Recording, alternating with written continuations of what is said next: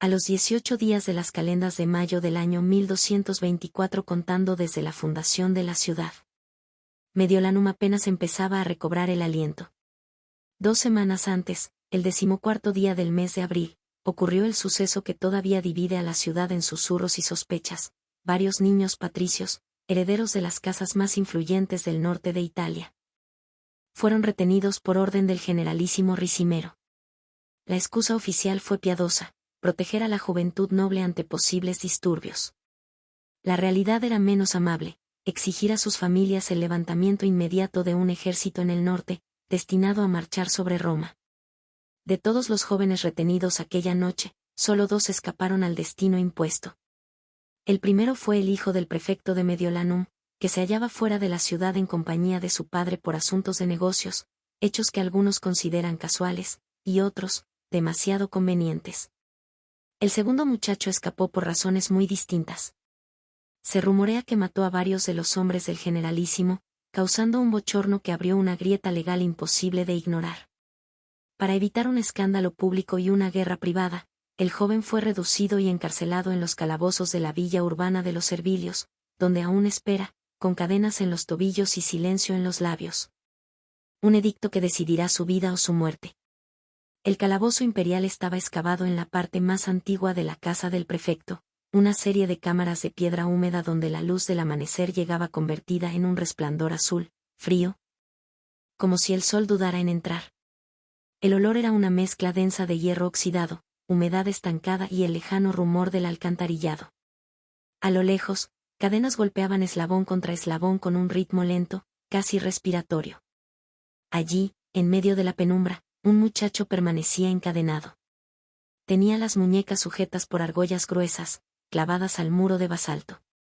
A pesar del frío, la postura forzada, y el hecho humillante de ser retenido como un criminal, su porte no se quebraba.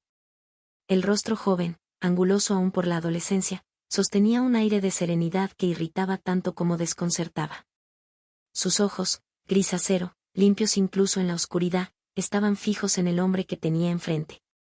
El hombre era mayor, vestido con la sobriedad elegante de un funcionario urbano, manto oscuro, cinturón de bronce pulido, túnica de lana fina. No necesitaba escoltas para imponer autoridad, su sola presencia llenaba la cámara con un aroma de incienso y pergamino viejo. Marco Aecio lo observaba sin pestañear. No bajó la mirada. No pidió clemencia. No mostró rabia ni miedo. Solo una calma deliberada, fría, que parecía atravesar al visitante e ir más allá, como si analizara cada grieta en la voz, cada sombra en el gesto, cada duda que podía leerse entre líneas. Los soldados apostados junto a la reja lo miraban con un respeto casi reverencial. Ninguno tenía el ánimo de tratar al joven como a un reo común. 2 de ellos cuchicheaban, creyendo que el eco del pasillo ocultaría sus palabras. No lo entiendo, susurró uno, un itálico de barba rala que llevaba horas sin apartar la vista de Marco. Entre todos los patricios, ¿por qué a él?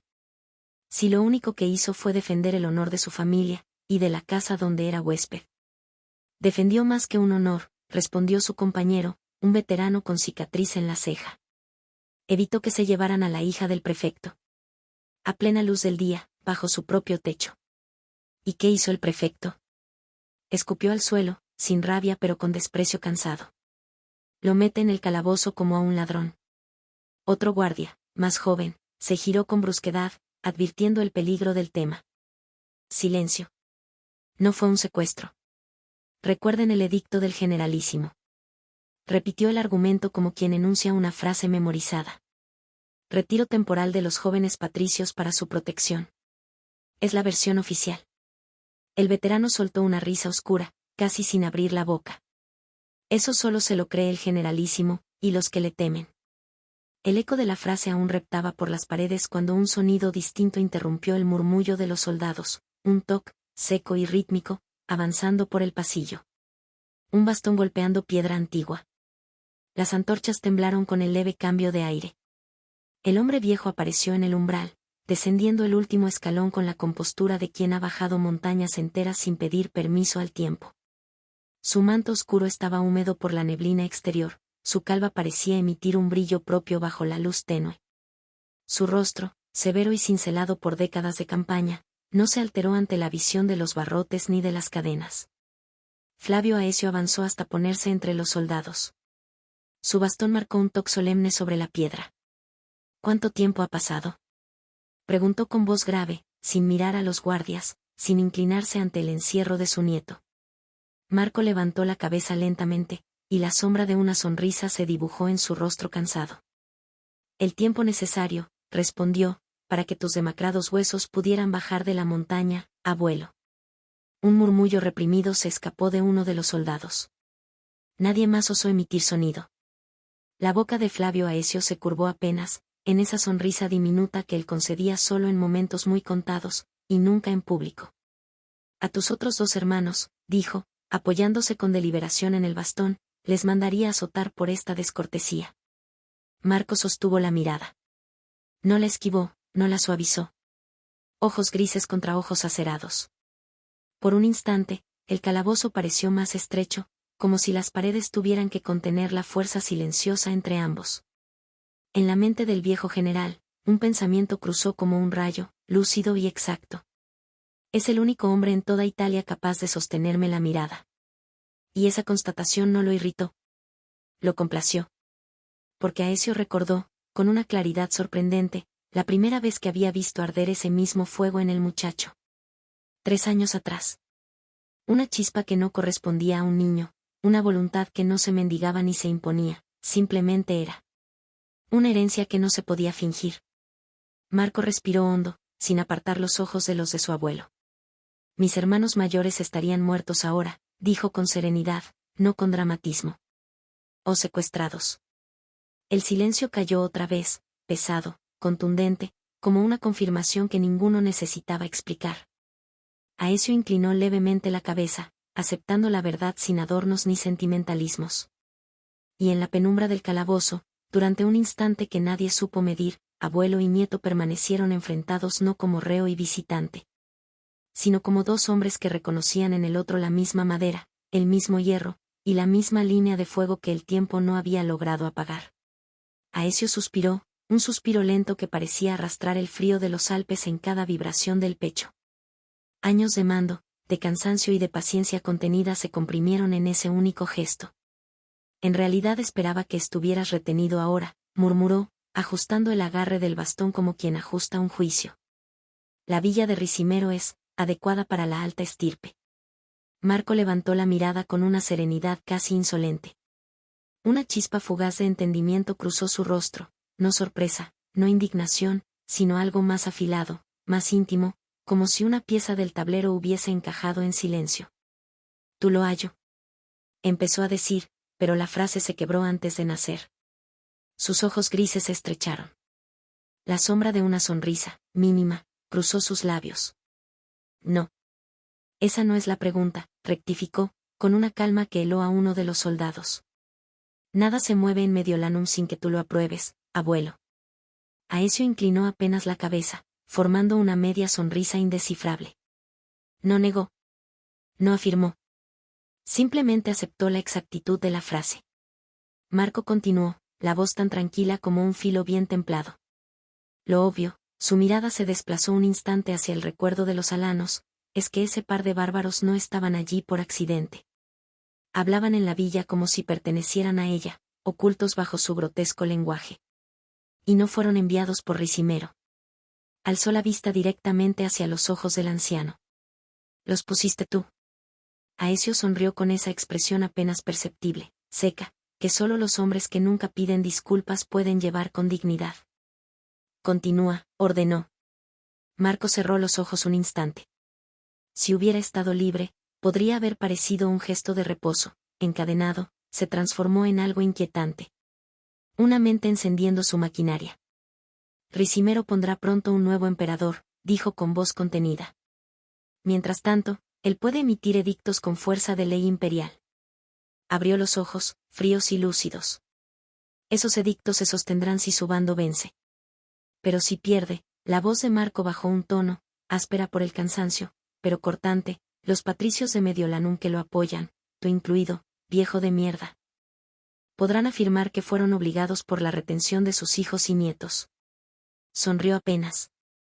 Apostaría que ninguna villa estaba bien guardada esta noche, y que los equipos de extracción no entraron en combate.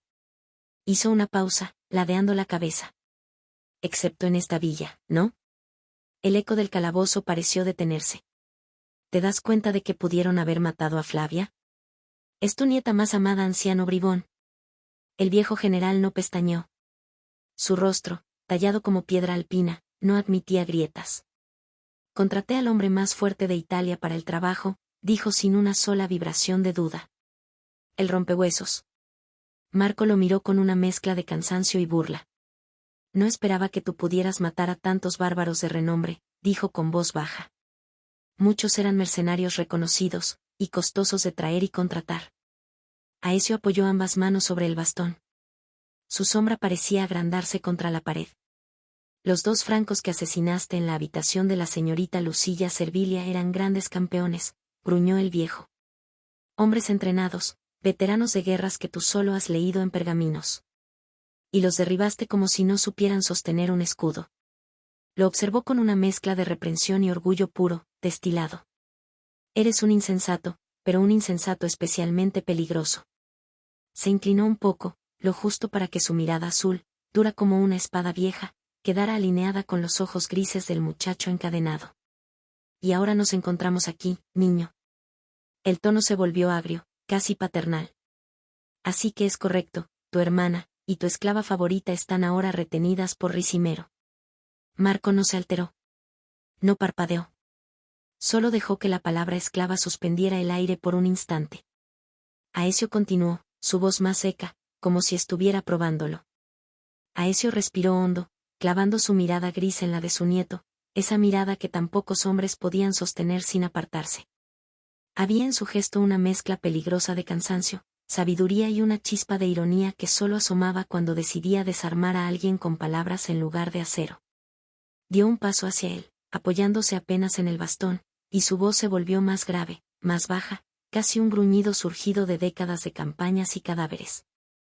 Dime, muchacho, ¿qué harás ahora? ¿Correrás hacia el destino como un héroe homérico, cegado por tu propia rectitud? ¿Dejarás que la furia de Aquiles despierte en tu pecho para arrastrarte a una gloria que dura apenas un suspiro? Sus labios se curvaron en un gesto seco, sin humor. ¿Romperás las cadenas con un arrebato juvenil solo para que te atraviesen con una lanza cualquiera? ¿Morirás como tantos otros que he visto en mis años, idiotas hermosos que ardieron demasiado rápido y cuyo recuerdo se marchitó antes de que la piedra de sus estatuas terminara de secarse? Caminó lentamente alrededor de él, evaluándolo con la precisión de un general examinando a un recluta que no sabe si será soldado o cadáver, si será herramienta o lastre. Continuó, más suave pero más cortante. Créeme cuando te digo que he visto cientos como tú, jóvenes de mirada clara, espina recta y talento para la muerte. Todos creyeron que la valentía bastaba. Todos pensaron que el mundo respetaría su valor. Y todos, Marco, absolutamente todos, acabaron tragados por hombres más viejos y más astutos que ellos. Solo los que saben contener la llama, no dejar que los consuma, prosperan. Solo los que entienden cuándo atacar y cuándo doblar la rodilla terminan gobernando algo más que su propio epitafio. Se detuvo frente a él otra vez. No había ternura en su voz. Había respeto, y un examen. Así que te pregunto una última vez, ¿eres otro héroe hermoso y desechable, condenado a morir en un alarde que nadie recordará? ¿O eres algo más? ¿Tienes la cabeza fría para vivir cuando otros se inmolan creyendo que el sacrificio es noble? El silencio cayó entre ambos. Aecio aguardó, observando cada músculo del rostro de Marco, cada sombra de duda o de cálculo que pudiera asomar. Marco no respondió. No había miedo ni desafío, solo una mirada profunda, tensa, que evaluaba, que sopesaba, que buscaba un camino entre la furia y la prudencia. Y antes de que pudiera abrir la boca, Aecio ya había comprendido que la respuesta, fuera cual fuera, aún no estaba lista para nacer.